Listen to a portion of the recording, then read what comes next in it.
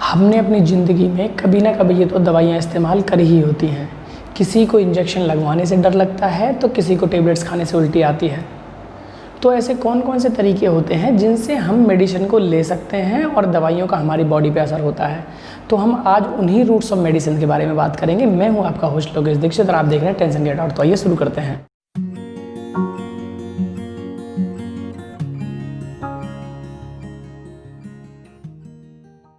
दवाइयों को हमारी बॉडी के अंदर पहुंचाने के मतलब सीधे तौर पे मैं कहूँ तो दवाइयों को लेने के मोटा मोटी 7 तरीके होते हैं जिनसे हम दवाइयों को अपनी बॉडी के अंदर भेज सकते हैं।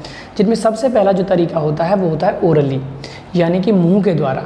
जो सिरप होते हैं, जो टेबलेट्स होती हैं, जो कैप्सूल्स होते हैं, उन्हें हम मुंह के द्वारा निगल लेते हैं। वो हमारे पेट में जाता है, स्टमक में जाके वो स्टमक वॉल्स के थ्रू एब्जॉर्ब कर लिया जाता है, हमारे ब्लड स्ट्रीम में मिला दिया जाता है और वो हमारी बॉडी में असर करता है। तो पहला तरीका है ओरली, मुंह के थ्रू दवाइयों को लेना। दूसरा जो तरीका होता है वो होता है इंजेक्टिवली, इंजेक्शन के थ्रू। ज़्यादातर दवाइयों को ओरल के बाद इंजेक्शन के थ्रू ही हमारी बॉडी में डाला जाता है। तो किसी भी दवाई को इंजेक्शन के अंदर भर दिया जाता है और हमारी बॉडी के अंदर पेनिट्रेट करके इंजेक्शन लगा दिया जाता है, जिससे कि वो हमारी बॉडी में असर करता है। तीसरा जो तरीका होता है वो होता है इनहेलेशन, सूंघने के थ्रू। कुछ दवाइयाँ ऐसी होती हैं या कुछ कंडीशंस ऐसी होती हैं जिनमें पेशेंट को मेडिसिन जो है इंजेक्शन के थ्रू या मुंह के थ्रू नहीं दी जा सकती। उस कंडीशन में पेशेंट को सांस के द्वारा मेडिसिन दी जाती है, जैसे कि अस्थमा में एक अस्थमा पंप के थ्रू कैप्सूल्स को उसमें डाल दिया जाता है, पेशेंट सांस के थ्रू लेता है और वो जो है हमारा सीधा फेफड़ों के अंदर जाता है और उसका ज़बरदस्त इफेक्ट होता है, जल्दी इफेक्ट होता है।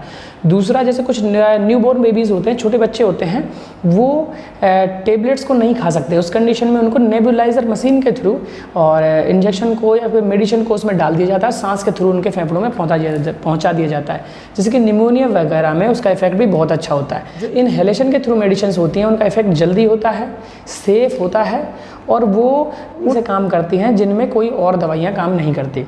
चौथा जो तरीका होता है वो होता है टॉपिकली, यानी कि टपकाकर या डालकर। जैसे कि हमारी आंख में कोई इन्फेक्शन हो गया तो उस कंडीशन में दवाइयों को आंख में डाल दिया जाता है, आई ड्रॉप्स को आंख में टपका दिया जाता है और वो अच्छे से असर करती हैं। उसी कंडीशन में कान के अंदर अगर कोई इन्फेक्शन हो गया तो दवाइयों को टपकाकर इस्तेमाल में लिया जाता है, उसे बोलते हैं हम टॉपिकली। पाँचवा जो तरीका होता है वो होता है रेक्टली या एनली या वेजाइनली। कुछ दवाइयों में, जैसे छोटे बच्चे होते हैं उनके अंदर उनकी लैट्रिन बंद हो गई, लैट्रिन नहीं आ रही, तो उस कंडीशन में एनीमा लगा के उनके रेक्टली मल द्वार के थ्रू ग्लिसरीन वगैरह को उनकी आंतों में चढ़ा दिया जाता है। उसके बाद में वो लैट्रिन आराम से आ जाती है। जैसे और उसके अलावा कुछ लेडीज़ों में वेजाइना के थ्रू कुछ मेडिसिन को वेजाइनल कैनाल में अंदर रख दिया जाता है, उनका इफेक्ट हो जाता है। तो पाँचवा जो तरीका होता है वो होता है रेक्टली या वेजाइनली। इसके बाद आते हैं छठे तरीके की तरफ। जो छठा तरीका वो होता है एप्लीकेशन, यानी कि चुपड़ कर या लगाकर। जैसे कि हाथ पैर में कहीं कोई चोट लग गई, गुम चोट हो गई या हमें दर्द होता है तो उस कंडीशन में हम दवाइयों को आयोडेक्स, विक्स, मूव, ओमनीजेल, बहुत सारे मार्केट में से प्रोडक्ट्स हैं जिनको हम चुपड़ के और इस्तेमाल में लेते हैं।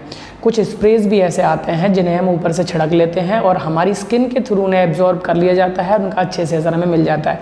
सातवां और आखिरी जो सबसे लास्ट तरीका होता है वो होता है सबलिंगुअली। हम जीभ के नीचे अपनी कुछ दवाइयों को डाल लेते हैं और जीभ उन्हें एब्जॉर्ब कर लेती है, जिसके थ्रू उनका असर हमें मिल जाता है। अब आप कहेंगे सबसे पहला तरीका तो ओरली हो गया। इसमें थोड़ा सा फ़र्क है। ओरली में क्या होता है, हम दवाइयों को निगलते हैं और वो पेट के द्वारा एब्जॉर्ब होती हैं। सबलिंगुअली में क्या होता है, वो जीभ के नीचे रखी जाती हैं और जीभ के थ्रू ही एब्जॉर्ब हो जाती हैं और एब्जॉर्ब होने के बाद उनका इफेक्ट हमें मिल जाता है। तो अगर आपको ये वीडियो अच्छी लगी है तो हमारी वीडियो को लाइक कर दें, चैनल को सब्सक्राइब कर दें और बेल आइकन को दबा दें।